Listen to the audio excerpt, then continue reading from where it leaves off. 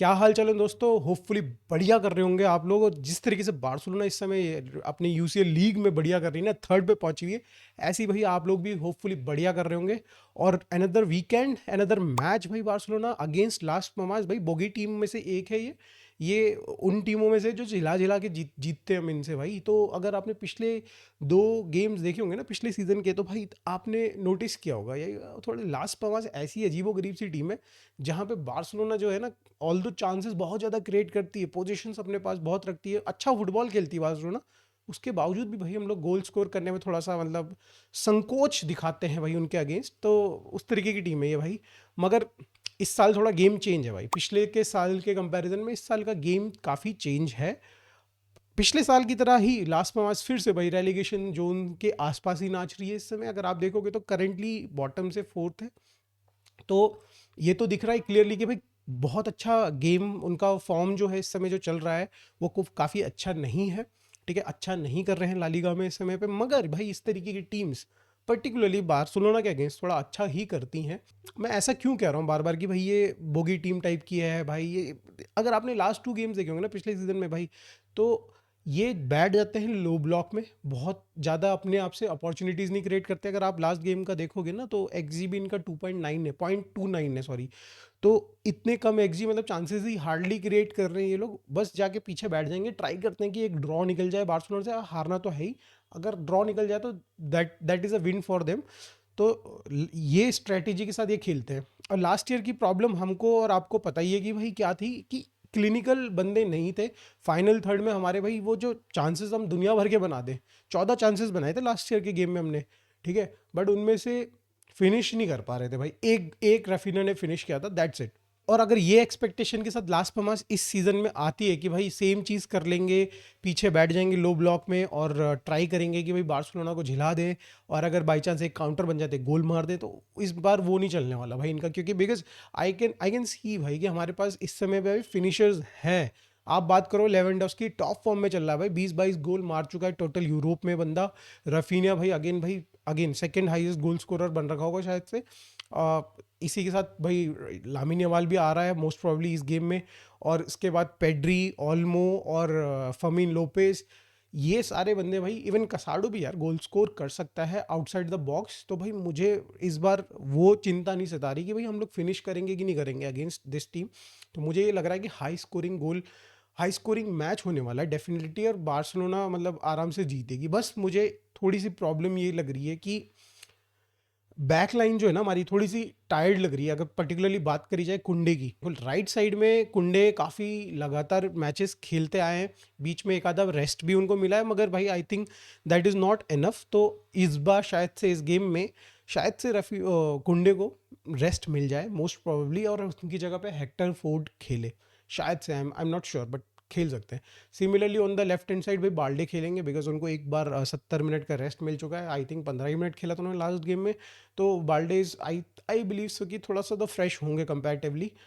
इसी के साथ भाई एक थोड़ा मेजर न्यूज़ आ रही है कि भाई इनिगो मार्टिनेस को मसल की कुछ पुल या फिर हल्की सी इंजरी हो रखी है। May be he can play but that is not sure अभी एट द मोमेंट। तो देखते हैं, उसका लाइनअप का वेट करते हैं। बट अगर इन केस वो भाई इंजर्ड हो जाता है ना, तो that is another a blow. अगर देखा जाए तो भाई उसकी जगह पे कौन आ सकता है भाई, डोमेस्गस वोमेस्गस करके जो भी बंदा था, वो बहुत ही वाहियात खेलने वाला बंदा, वो आ सकता है। आई डोंट नो यार, वो बहुत ही मतलब अच्छा नहीं है। और जिस तरीके के उसके लास्ट 2 गेम्स रहे थे ना भाई बार्सिलोना के लिए, आई डोंट थिंक सो कि मतलब बहुत ही ज़्यादा कॉन्फिडेंट होगा वो। और अंडर कॉन्फिडेंट रहेगा तो भाई बाई चांस एक आधा काउंटर बन गया ना, तो भाई प्रॉब्लम्स क्रिएट हो सकती है। बट ठीक है, आई थिंक दे देना चाहिए चांस, अगर in case Inigo Martinez is injured और Eric Garcia is not fit enough. भाई एरिक ग्रासिया को खिला सकते हैं ऑब्वियसली, अगर वो फिट होते हैं तो उस पर्टिकुलर पोजीशन में। अरोहो नहीं आएंगे इस गेम में, आई नो। अभी जस्ट उन्होंने ट्रेनिंग स्टार्ट करी है इसी वीक से आई थिंक। तो इतनी जल्दी तो गेम फिटनेस नहीं ही आया होगा। तो मोस्ट प्रोबेबली नेक्स्ट वीक के बाद से हमें शायद से अरोहो देखने को मिल सकते हैं। बट टिल नाउ भाई वी नीड टू लाइक भाई रिलाई ऑन दीज यंगस्टर्स। तो Cubarsi will be there, I think Cubarsi should be there, क्योंकि एक बंदा तो होना चाहिए इनिगो मार्टिनेज और कुबारसी में से। तो बैकलाइन थोड़ी सी कॉम्प्रोमाइज्ड रहेगी, बट आई थिंक ये सही टाइम भी है उनको थोड़ा सा फ्रेशन अप होने का। ये लास्ट पमास जैसी टीम है, जैसे मैंने बोला कि भाई पीछे बैक में बैठी रहेगी और they will hardly create any chances. तो हम थोड़ा सा मतलब अपना डिफेंसिवली हम थोड़ा सा अपनी एक कॉम्प्रोमाइज टीम भी खिलाते हैं ना, तो भी मेरे को लग रहा है बेटर कर जाएगी। बट हमें आगे वाली दोनों पोजीशंस यानी कि मिडफील्ड और दोनों अटैक को अपना स्ट्रांग रखना ही पड़ेगा भाई। कसाडो को हमें खिलाना ही पड़ेगा। हमारा सेम कॉम्बिनेशन रहेगा, पेड्री आगे खेलेंगे कसाडो से, और आगे उनके आगे ऑल्मो को खिलाना ही चाहिए मुझे लगता है इस गेम में, because we need to score goals as early as possible भाई। ठीक है, आप 50 मिनट 40 मिनट तक भाई 3 से 4 गोल मार के गेम फिनिश कर दो, ताकि आगे कुछ कर ना पाए भाई लास्ट पमास अगले उसमें। और उसके बाद अपने भाई रोटेशन करा के एटलीस्ट थोड़ा सा मतलब रेस्ट मिल जाए हमारे प्लेयर्स को, वो वाली स्ट्रेटेजी के साथ चलो। तो मेरे हिसाब से मिडफील्ड में ये 3 प्लेयर्स खेलेंगे। और अगर बात करी जाए लेफ्ट साइड में भाई हमारे, अब तो फरान टोरेस की भी बोल रहे हैं वापस आ जाएंगे, बट उनको पहला ही गेम स्टार्ट तो नहीं मिलने वाला, तो मोस्ट प्रोबेबली फरमीन ही स्टार्ट करेंगे on the left hand side, Lewandowski at the top, और भाई राइट साइड में लामिन यमाल खेल सकते हैं।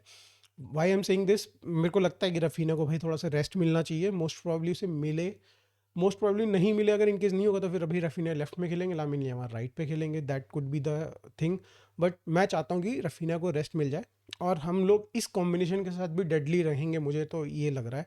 और इजीली हम लोग 4 से 5 गोल स्कोर कर सकते हैं विद दिस कॉम्बिनेशन। और उसके बाद वही है कि रोटेशन करवा लो, और प्लेयर्स अपने, जैसे कि हमारे पास भाई बहुत सारे प्लेयर्स हैं, गावी है इनफैक्ट, पाब्लो टोरे है भाई, फ्रैंकी डियोंग है। तो ये सारे प्लेयर्स को अगर इंट्रोड्यूस करके हम लोग थोड़ा सा फ्रेशन अप कर सकते हैं मिडफील्ड को भी, तो वो भी काफ़ी बेटर रहेगा। तो लास्ट पमास के अगेंस्ट अगेन मैं वही कहना चाहूँगा आखिरी में एंड करते हुए इस पर्टिकुलर टॉपिक पे, कि लास्ट पमास बैठेगी ब्लॉक पे, लो ब्लॉक पे बैठेगी, दे विल थिंक कि भाई एक आधा चांस बनेगा तो ठीक है, नहीं तो ड्रॉ निकाल दें। बट आई नो ये स्ट्रैटेजी इस बार काम नहीं करने वाली है, और उनके पास इस तरीके के फॉरवर्ड्स हैं भी नहीं ना, कि मतलब वो भाई काउंटर पे काउंटर रेंटलेस अटैक बनाते रहें, जिस तरीके से भाई रियल सोसिएडाड और हमने सेल्टा विगो का देखा था, या फिर ओसासुना का देखा था, जिन उस तरीके की quality they lack right now. ठीक है, तो मुझे नहीं लगता है कि बहुत ज़्यादा अटैक्स उनकी तरफ से बनेंगे, इनफैक्ट वो पीछे बैठेंगे। और इस बार उनका पीछे बैठना भी बहुत बड़ी गलती होगी, बिकॉज क्योंकि हमारे पास क्वालिटी है फिनिश करने के लिए गेम। अब आ जाते हैं दोस्तों फ्रैंकी डियोंग की, जो ये सारी चीज़ें न्यूज़ चल रही हैं, रूमर्स चल रहे हैं उस पे। तो देखो, जहाँ तक मुझे ध्यान है 3 to 4 मंथ्स बैक बार्सिलोना ने उसको न्यू कॉन्ट्रैक्ट भेजा था, जिसमें उन्होंने उसकी सैलरी रिवाइज करने की बात करी थी, फर्स्ट ऑफ ऑल थोड़ी रिड्यूस करने की बात करी थी। आई थिंक उसमें कहीं ना कहीं डेफर्ड वेजेस का भी पोर्शन था, कुछ तो उसमें डिटेल्स थी, जहाँ पे शायद से वो चाह रहे थे कि कुछ डेफर्ड वेजेस को थोड़ा कैंसिल आउट किया जाए। बट क्लियरली अभी तक 3 से 4 महीने में और जो आई थिंक दिसंबर का या फिर नवंबर की कुछ यही 24-25 की डेट थी, जो कि उस पर रिप्लाई करने का लास्ट डेट टू रिप्लाई वाला सीन था। जिस तरीके से आप लोगों के पास इंटरव्यू कॉल आते हैं, फिर जो ज्वाइनिंग लेटर आता है, उसमें एक होता है कि मिनिमम इतने टाइम तक आपको रिप्लाई करना है, तो उसके बाद नहीं तो वो कॉन्ट्रैक्ट आउट ऑफ मतलब वॉइड हो जाएगा कॉन्ट्रैक्ट बेसिकली। तो वो चीज़ उन्होंने रिप्लाई नहीं करी। सबसे पहली बड़ी बात मेरे हिसाब से, कि एक अटर डिसरिस्पेक्ट टू द क्लब ये चीज़ है, अगर ये इस बात में ज़रा सी भी सच्चाई है। बिकॉज आपने अगर कॉन्ट्रैक्ट भेजा है सामने, तो आपको अगर कॉन्ट्रैक्ट में कुछ दिक्कतें नज़र आ रही हैं, कुछ भी नज़र आ रहा है, तो आप कम्युनिकेट करोगे ना अपने क्लब को, या फिर नहीं करोगे। एज अ बार्सिलोना फ़ैन मुझे ऐसा लग रहा है इस समय पे, और ये कोई भाई अगेंस्ट डियोंग के अगेंस्ट कोई भी हेट वीडियो या फिर उस तरीके से नहीं, मैं पिछली वीडियो में भी बोल चुका हूँ कि भाई कोई हेट वीडियो नहीं, मगर इस समय पे इकलौता ऐसा प्लेयर लग रहा है डियोंग मुझे, जो कि मुझे फिर से एक वही किस्सा याद दिला रहा है जो हमारा डेम्बले के साथ हुआ था। ही आई थिंक कि भाई वो ही is going to be a Dembele. भाई वो कॉन्ट्रैक्ट रन आउट करेगा और उसके बाद भाई वो निकल लेगा फ्री में किसी अनदर क्लब में।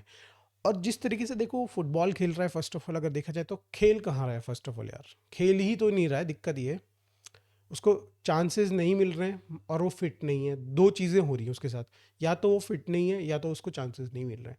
चांसेस नहीं मिलने का रीज़न मोस्ट प्रोबेबली उसकी फिटनेस, कि वो उस तरीके से फिट है ही नहीं कि वो जो करंट हमारा हांसी फ्लिक की जो फिलॉसफी भी है उस पर सही से बैठ पाए। उतने मतलब उसकी या तो बॉडी की फिजिकलिटी उतनी नहीं रह गई है, या फिर उसकी फिटनेस नहीं रह गई है, जो भी है मतलब आई डोंट नो भाई। बट करेंटली मुझे ये दिख रहा है कि उसके ऊपर कसाडो खेल रहा है, फर्स्ट चॉइस कसाडो बन चुका है जिस रोल में वो खेलता है जनरली।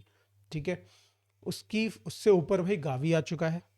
ठीक है, उस अगर बात करी जाए डैनी ओल्मो और भाई फर्मीन तो डिफरेंट पोजीशन खेलते हैं, बट उनको भी भाई उस इसी के ऊपर रखा जा रहा था। दैट मीन्स कि भाई थर्ड फोर्थ चॉइस बन चुका है इस समय पे डियोंग हमारी बार्सिलोना टीम के लिए, विच शोज दैट कि भाई इस समय पे do we need actually Frenkie de Jong. Because मेरे को तो ये लग रहा है कि भाई वो इस समय पे वो लग्जरी है, ठीक है, वो इस समय पे लग्जरी दिख रही है। और आई डोंट थिंक कि भाई बार्सिलोना कहीं भी उस पॉइंट पे है जहाँ पे हम वी कैन अफोर्ड लग्जरी, ठीक है। We need to cut him short and let's move on to different player, जो भी मतलब हमें डिफरेंट प्रोफाइल चाहिए, चाहे वो लेफ्ट विंगर हो, चाहे वो भाई राइट बैक हो या फिर लेफ्ट बैक हो, हमें डिफरेंट प्रोफाइल के प्लेयर्स को हायर करने की ज़रूरत पड़ती है। अब क्वेश्चन आता है कि क्या कर सकती है बार्सिलोना अब यहाँ से। जो ये चीज़ें सारी चीज़ें मुझे लग रही हैं हो रही हैं, वो फ्रैंकी डियोंग और उसका एजेंट और जो भी चीज़ें कर रहे हैं, आई बिलीव सो वो ये कर रहे हैं कि भाई वो किसी तरीके से इस समर ट्रांसफ़र विंडो में फ्री ऑफ कॉस्ट निकलना चाहते हैं। अगर बार्सिलोना अगर उनको नहीं जाने देती है तो नेक्स्ट समर में तो भाई उन्होंने जाना ही जाना है, मतलब 2026 में तो उन्होंने जाना ही है फ्री ऑफ कॉस्ट। तो 2025 में वो चाहते हैं कि किसी तरीके से निकल जाए। अब बार्सिलोना के लिए भाई अब तो आपने 75-80 समथिंग मिलियंस तो इनके लिए खर्च किए ही थे, तो मुझे तो नहीं लगता कि वो आप कभी रिकवर कर पाओगे उसका। ये अमाउंट ये है ना कि ये रिकवर नहीं होने वाला है। बट आप जो अब जो पैसे लग रहे हैं इसमें भाई वो बचा सकते हैं। तो मोस्ट प्रोबेबली भाई इसमें कुछ जो डेफर्ड वेजेस हैं, कुछ ऐसी डील होगी, ऐसा कोई क्लब आ जाए, लेट्स सपोज मैन यूनाइटेड आ जाए, तो ऐसी कुछ डील होगी जिसमें हम उनको मिनिमम ट्रांसफ़र फ़ी पे देंगे उनको। May be it could be like 15 million 20 million, और उसमें भाई डेफर्ड वेजेस आप पे करोगे, सैलरी जो भी फ्रैंकी डियोंग के साथ आप नेगोशिएट कर सकते हो वो कर लीजिए। तो मतलब कुल मिला के ऐसा सिचुएशन होगा कि आप लॉस तो खा रहे हो, बट आगे होने वाले जो आपके 1.5 साल के या फिर 1 साल का जो लॉस है वो आप बचा रहे हो। प्लस आप एक ऐसा बंदा लेके आ सकते हो जो कि आपके लिए कंट्रीब्यूट कर सकता है मेनली। तो आई डोंट थिंक सो कि भाई आने वाले टाइम में भाई फ्रैंकी डियोंग को मैं एज अ बार्सिलोना प्लेयर देख रहा हूँ आने समर के बाद, ठीक है। और ना ही मतलब मेरी कोई एक्सपेक्टेशन है इस समय पे फ्रैंकी डियोंग से बहुत कोई खास। आप लोग प्लीज़ कमेंट में ज़रूर बताइए कि भाई फ्रैंकी डियोंग का ये जो बिहेवियर है अगेन लाइक टुवर्ड्स बार्सिलोना आपको कैसा लग रहा है। क्या फ्रैंकी डियोंग बार्सिलोना के पार्ट होना चाहिए after this summer transfer window, और क्या लगता है कि भाई वो कॉन्ट्रैक्ट साइन करेंगे, न्यू कॉन्ट्रैक्ट साइन करेंगे कि नहीं करेंगे, प्लीज़ कमेंट में बताइएगा ज़रूर। मिलते हैं फिर नेक्स्ट वीडियो में, बाय।